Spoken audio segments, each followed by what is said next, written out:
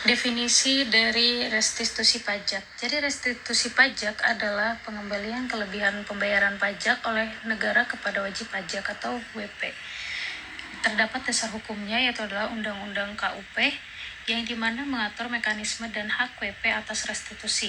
Yang kedua ada PMK nomor 9 atau garis miring PMK 07 garis miring 2023 yang dimana hal ini tuh berisi tentang teknis pelaksanaan restitusi secara administrasi. Kedua ada penyebab terjadinya restitusi. Yang pertama, kelebihan pembayaran, yang dimana WP membayar lebih dari pajak yang terutang. Yang kedua, kredit pajak lebih besar, yang dimana pajak yang telah dipotong atau dibayar pihak lain lebih besar daripada kewajiban sebenarnya. Yang ketiga, kesalahan potong atau pungut, yang dimana potongan oleh pihak ketiga melebihi ketentuan.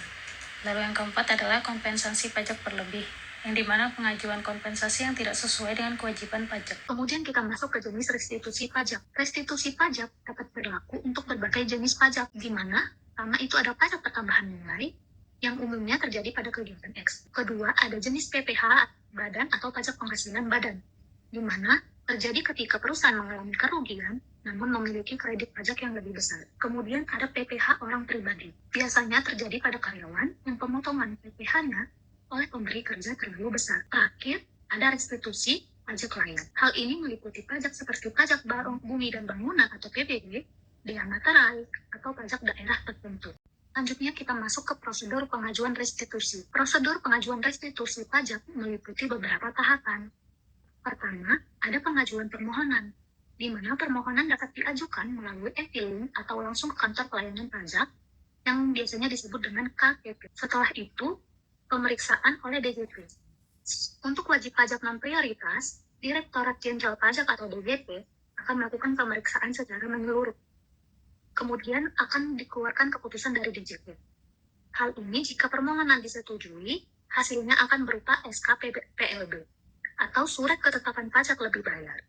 Terakhir, itu ada pencairan dana. Setelah diperiksa dan diputuskan oleh DJP, dana restitusi akan dikembalikan ke rekening wajib pajak jika permohonan telah diterima dan disetujui. Baik, untuk selanjutnya itu syarat wajib pajak untuk restitusi.